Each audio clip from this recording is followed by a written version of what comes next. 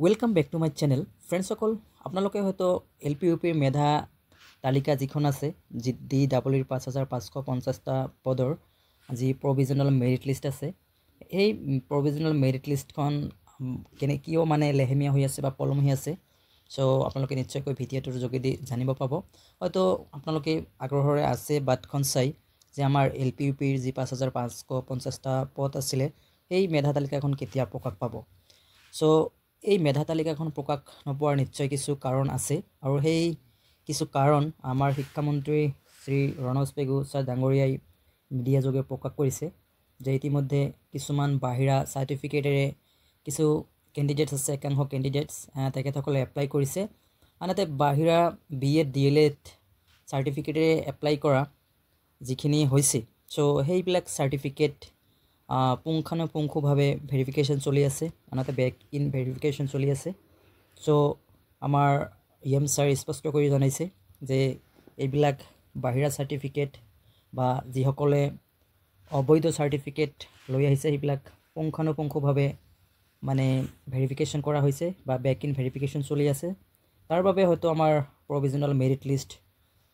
ওলোৱাৰ নিশ্চয় কাৰণ হৈ পৰিছে সো লেহেমিয়া হোৱাৰ এইবিলাকেই কাৰণ আমাৰ শিক্ষামন্ত্ৰী ছাৰ ডাঙৰীয়াৰ মুখৰ পৰা আপোনালোকে নিজে শুনি লওক কি কৈছে ডকুমেণ্ট পুংখানুপুংখভাৱে ইয়াৰ ভেৰিফিকেশ্যন হয় আৰু শিক্ষা বিভাগৰ নিযুক্তি প্ৰক্ৰিয়াটো বহুতে লেহেমিয়া বুলি কয়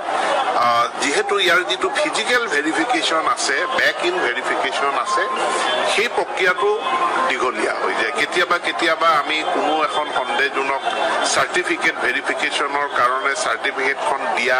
বিশ্ববিদ্যালয়খনৰ লগত যোগাযোগ কৰিব লাগে অনুষ্ঠানটোৰ লগত যোগাযোগ কৰিব লাগে তেওঁলোকৰ পৰা উত্তৰটো সময়মতে আহি নাপায় ইয়াৰ কাৰণে দেৰি হয় কিন্তু ইয়াৰ আমি খুব কঠোৰতম ভেৰিফিকেশ্যন আমি কৰিম গতিকে ভুৱা সাৰ্টিফিকেট চিনাক্ত হৈয়ে যাব আপুনি এটা প্ৰসংগ উত্থাপন কৰিছিলে যে ইয়াৰ পূৰ্বে বিজ্ঞান শিক্ষকে অংক পঢ়াইছিল আৰু এতিয়া অংকৰ কাৰণে ডেডিকেটেড শিক্ষক থাকিব হয় প্ৰথমবাৰৰ কাৰণে অসমৰ বিদ্যালয় শিক্ষাৰ ইতিহাসত মেথছ টিচাৰৰ পোষ্ট সৃষ্টি কৰা হৈছে আগতে মেথছটো সায়েন্সৰ ভিতৰৰে এটা অংশ বুলি ধৰা হৈছিল গতিকে আমাৰ গ্ৰেজুৱেট টিচাৰ সায়েন্স আছিল কেতিয়াবা সেই গ্ৰেজুৱেট টিচাৰ সায়েন্সজন জুলজিৰ